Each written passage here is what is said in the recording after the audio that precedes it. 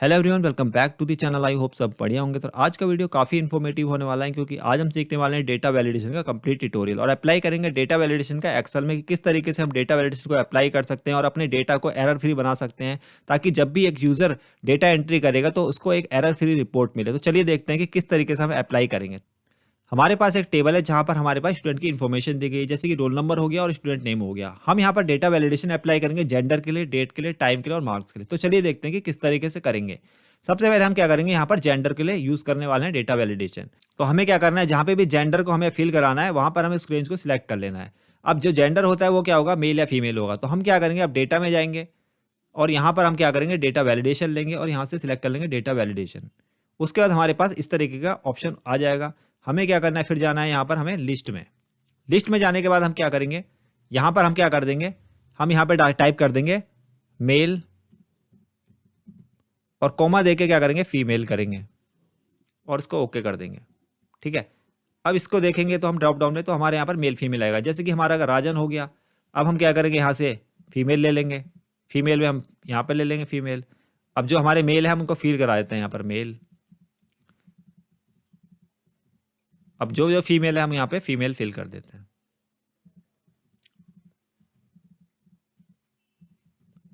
ठीक है, ये तो हमारा हो गया वैलिडेशन का काम, जहां पर हमने क्या किया, ड्रॉप डाउन का यूज किया जेंडर के लिए, मेल और फीमेल। अब हम यहाँ पे लेंगे डेट। डेट के लिए हम क्या करेंगे यहाँ पर, अब जैसे कि आप देख सकते हैं इस टेबल में जो डेट होगी वो होगी हमारी, स्टार्टिंग होगी 30/12/2025 और जो एंड डेट होगी हमारी 31/12/2025 होगी। ठीक है, अब हमें क्या करना है, यहाँ पर हम डेट ले लेते हैं मान लीजिए। तो अब हम क्या करेंगे, यहाँ पर डेटा वैलिडेशन लगाते हैं। हम यहाँ पे लगाते हैं डेटा वैलिडेशन। फिर हमें क्या करना है, डेटा में जाके फिर हम दोबारा डेटा वैलिडेशन सेलेक्ट करेंगे और यहाँ पे डेटा वैलिडेशन ले लेंगे।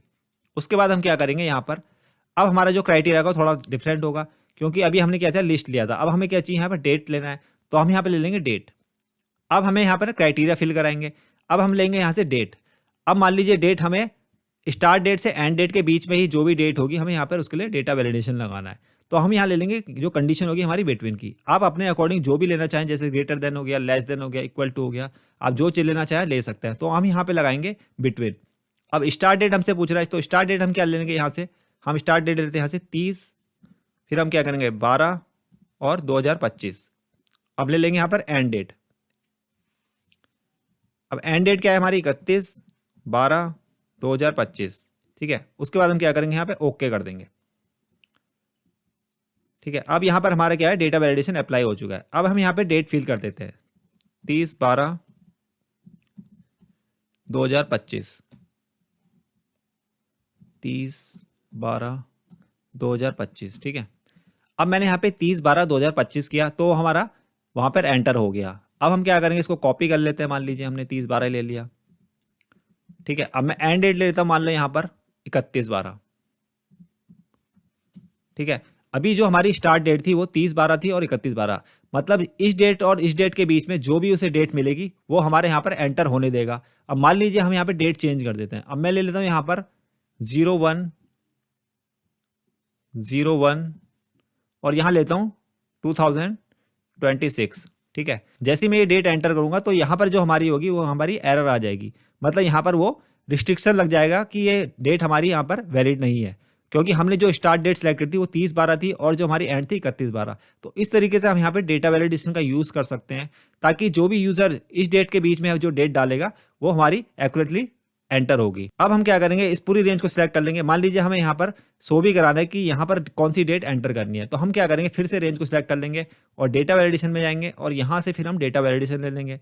उसके बाद हमें क्या करना है, यहाँ पर इनपुट बॉक्स, तो ये इनपुट मैसेज हम यहाँ पे क्या डाल देंगे, ताकि यूजर को जब भी एंटर करेगा उसे पता रहे कि कौन सी डेट उसे सिलेक्ट करनी है। तो यहाँ पर हम डाल सकते हैं एंटर डेट प्लीज। तो हम यहाँ पे कमेंट भी डाल सकते हैं, जैसे कि यूजर को पता रहे, please enter date between 30/12/2025 to 31/12/2025। तो हमने यहाँ पर क्या हुआ, यहाँ पे टाइटल डाल दिया एंटर डेट और यहाँ पर हमने क्या डाल दिया, यहाँ पर एक इनपुट मैसेज डाल दिया, ताकि जब भी वो सेल पे क्लिक करेगा, मतलब सेल पे एक्टिव होएगा, तो उसको ये पता चल जाएगा कि हाँ यूजर को ये वाली डेट यहाँ पर एंटर करनी है और उसको हम ओके कर देंगे। तो आप देख सकते हैं यहाँ पर हमारा यहाँ पर शो होने लगा है। जो भी मैं सेल पे क्लिक करूंगा तो यहाँ पर हमारा मैसेज बॉक्स शो होने लगा है। इस तरीके से यूज़र को पता रहेगा कि कौन सी डेट उसे एंटर करनी है। अब मान लीजिए यूज़र ने यहाँ पर कोई से गलती से डेट एंटर कर दी, तो उसको यहाँ पर एक मैसेज बॉक्स भी आना चाहिए। तो फिर हमें क्या करना है, अब हमें फिर से डेटा में जाना है और डेटा वैलिडेशन में जाके हमें क्या करना है, फिर डेटा वैलिडेशन सेलेक्ट करना है। उसके बाद हम जाएंगे एरर अलर्ट में। तो एरर अलर्ट क्या करता है, अब मान लीजिए उसने जैसी रॉन्ग डेट एंटर करी तो उसको एक मैसेज ओपन हो जाएगा कि ये डेट सही नहीं है। तो हम यहाँ पे टाइटल डाल देंगे, यहाँ पर इनवैलिड डेट प्लीज, एक हम यहाँ पे मैसेज भी डाल देंगे, प्लीज एंटर वैलिड डेट, जैसे कि हो गया बिटवीन, यहाँ पे मैसेज भी देंगे कि कौन सी डेट तक उसे यहाँ पर डालने की एक्सेस है। तो हम यहाँ पे डाल देंगे 2/31/12। ठीक है। अब यहाँ पर जो हमारा स्टाइल है, स्टाइल में हम लगा सकते हैं, ये वार्निंग भी हो सकती है, इन्फॉर्मेशन भी हो सकती है और स्टॉप भी हो सकता है। आप अपने अकॉर्डिंग जो भी देना चाहते हैं यहाँ पर ले सकते हैं। मैं स्टॉप ले लेता हूँ और ओके कर देता हूँ। ठीक है। अब मैं क्या करूँगा यहाँ पर, अब मैं यहाँ पे एक डेट एंटर करूँगा जो हमारी इसके अंदर एग्जिस्ट नहीं करती। ठीक है। मैं लेता हूँ 29/12। ठीक है। अब जैसे ही मैंने यहाँ पे 29/12 किया तो यहाँ पे दे दिया उसने इनवैलिड डेट और यहाँ पे लिख दिया please enter a valid date between इसमें। तो इस तरीके से आप इनपुट बॉक्स में मैसेज भी शो करा सकते हैं कि यूजर को पता रहे कि कौन सी उसे डेट फिल करनी है। तो इस तरीके से हम यहाँ पे चेक लगा सकते हैं ताकि यूजर गलत एंट्री ना कर पाए और उसका डेटा एक्यूरेट रहे। तो ये तो हमारा गया डेट के लिए। अब हम आते हैं टाइम के लिए। टाइम हमारा क्या है, हमारा 8 AM से 11 AM तक है। अब हमें यही सेम कंडीशन हमें यहाँ पे भी अप्लाई करनी है। हम यहाँ पे ले लेते हैं पूरी रेंज को और फिर हम जाएंगे डेटा में। डेटा में जाके हम जाएंगे डेटा वैलिडेशन में।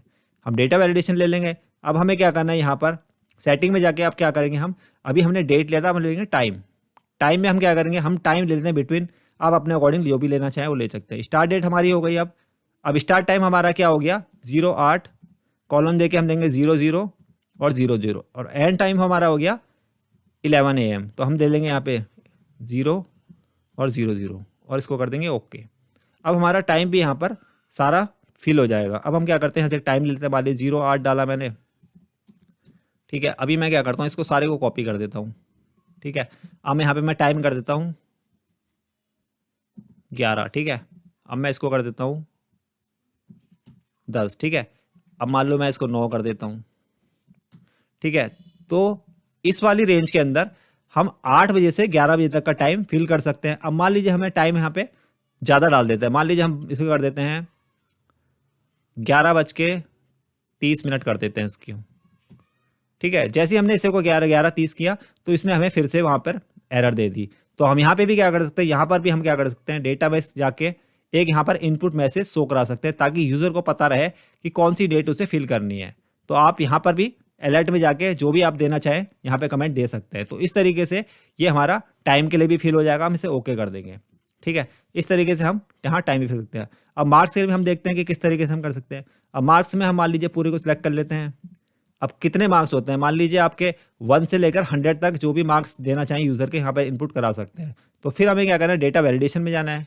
फिर हम जाएंगे यहाँ पर, उसके बाद हम सेटिंग में जाएंगे। अब हमें क्या लेना है, यहाँ पर नंबर लेना है। तो हम यहाँ पे ले लेंगे होल नंबर। अब बिटवीन लगाएंगे हम यहाँ से 1 to 100। ठीक है। अब हम इसे कर देंगे ओके। अब हम यहाँ पे क्या करेंगे, एंट्री करेंगे डेटा। अब मान लीजिए मैंने कर दिया 50 और यहाँ पे 100 कर दिया। यहाँ पे मैंने कर दिया 60, 70, 80, 50, 40। ठीक है। अब मैं यहाँ पे कर देता हूँ मान लीजिए 90 कर देता हूँ फिलहाल। और यहाँ पर मान लीजिए मैंने कर दिया 101। तो जैसे ही मैंने 101 किया तो हमारा यहाँ पर फिर से एरर आने लग गई, क्योंकि जो भी हमने क्राइटेरिया दिया था वो उसका मीट नहीं करा, इसलिए यहाँ पर उसने एरर दे दी। आप यहाँ पे इनपुट बॉक्स भी ऐड कर सकते हैं जैसे कि हमने डेट के लिए किया था। तो सेम मेथड आप यहाँ पे भी अप्लाई कर सकते हैं, जो भी आपको देना है। मान लीजिए मैं यहाँ 0 कर देता हूँ तो वो तब भी देगा। तो हमें यहाँ पर जो भी एंट्री कर सकते हैं 1 से लेकर 100 तक कर सकते हैं। तो इस तरीके से आप कंडीशन अप्लाई कर सकते हैं वैलिडेशन के थ्रू कि ताकि यूज़र जो डेटा एंट्री करे वो एक्यूरेट रहे। मैं यहाँ पे करता हूँ 100 फिलहाल। ठीक है। तो यहाँ पर सारा डेटा वैलिडेशन हमारा अप्लाई हो चुका है। आई होप इस वीडियो से आपको क्लियरिटी मिली होगी कैसे हम डेटा वैलिडेशन अप्लाई कर सकते हैं एक्सेल में, और जो डेटा एंट्री का प्रोसेस है उसको फास्ट कर सकते हैं और एरर फ्री बना सकते हैं।